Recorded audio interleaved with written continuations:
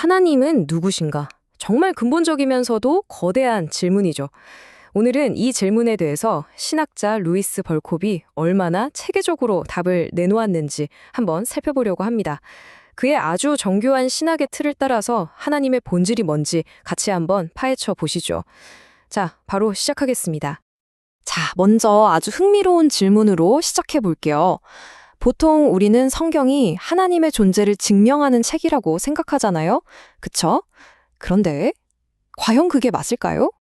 놀랍게도 벌콥의 대답은 아니요입니다. 성경은요, 하나님의 존재를 증명하려고 애쓰지 않아요.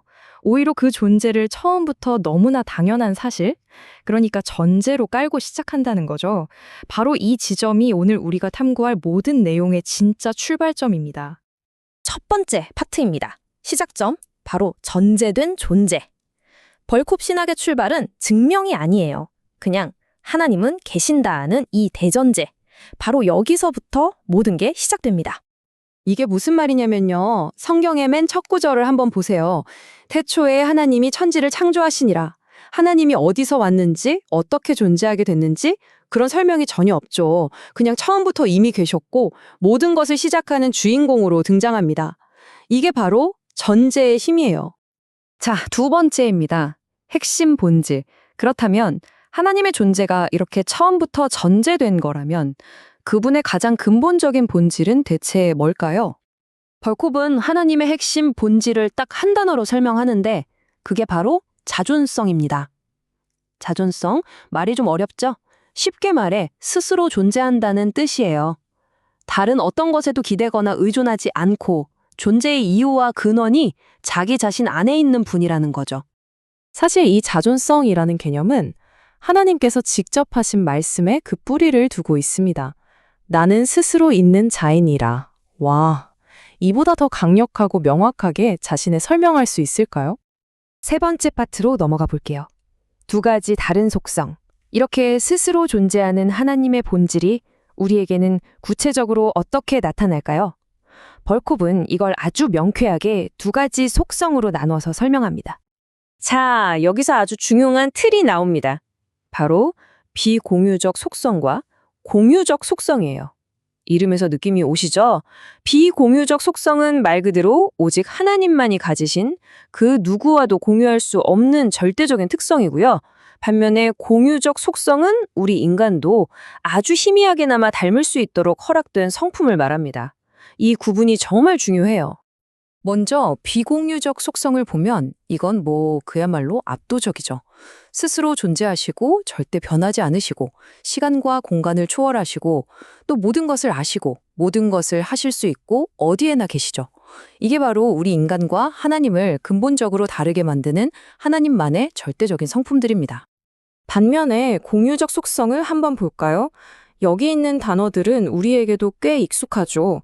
거룩함, 사랑, 자비, 진실함, 정의로움, 선함.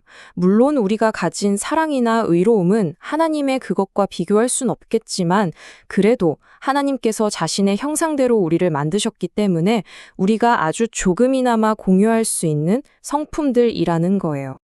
바로 이 공유적 속성의 중요한 이유가 여기 있습니다. 이 속성들은 하나님이 그냥 저 멀리 있는 어떤 초월적인 힘이 아니라 우리와 소통하고 관계 맺기를 원하시는 인격적인 분이라는 걸 보여주거든요. 사랑, 긍휼 같은 속성이 바로 그 증거죠. 네 번째, 삼위일체의 신비입니다. 이제 우리가 쌓아올린 이 신학적 구조의 가장 정점에 있는 개념으로 가보겠습니다. 가장 심오하면서도 신비로운 주제, 바로 삼위일체입니다. 삼위일체는 이 세 가지 명제로 정리해 볼 수 있어요. 첫째, 하나님은 오직 한 분이십니다.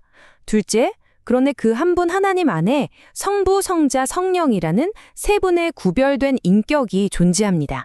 셋째, 이 세 인격은 각각 모두 완전한 하나님이시지만 동시에 서로 구별되는 분이라는 거예요. 벌컵프는 이게 우리의 이성으로 풀 수 있는 수학 문제 같은 게 아니라고 딱 잘라 말합니다. 대신 이걸 계시된 신비라고 불러요. 무슨 뜻이냐면 우리가 머리로 다 이해할 수는 없지만 성경을 통해 하나님께서 스스로 나는 이런 존재다라고 드러내 보여주신 핵심 진리라는 거죠. 자, 이제 마지막 다섯 번째입니다. 하나님의 완전한 그림. 지금까지 우리가 살펴본 이 모든 조각들을 하나로 모아서 벌콥이 그리는 하나님의 전체적인 그림을 한번 완성해 보겠습니다. 바로 이 한 문장입니다. 이 문장이 벌콥 신학이 그리는 하나님의 모습을 완벽하게 요약하고 있어요. 스스로 계신 분, 즉 자존성이죠. 변함이 없는 분, 비공유적 속성입니다. 거룩과 사랑이 충만한 분, 이건 공유적 속성이고요. 그리고 이 모든 것을 아우르는 삼위일체, 모든 개념이 이 안에 다 담겨 있죠. 그리고 가장 중요한 건 이 모든 설명이 그냥 차갑고 딱딱한 철학적 개념이 아니라는 점입니다. 벌콥이 그려내는 하나님은 살아계신 인격적인 분이고 성경을 통해서 우리에게 끊임없이 말을 걸고 자신을 드러내시는 그런 분이라는 거죠. 그렇다면 이렇게 정교하게 그려진 하나님의 모습이 오늘을 살아가는 우리에게는 과연 어떤 의미가 있을까요? 이 질문을 여러분께 남기면서 오늘 설명을 마치려고 합니다. 한번 깊이 생각해 보시면 정말 좋을 것 같습니다.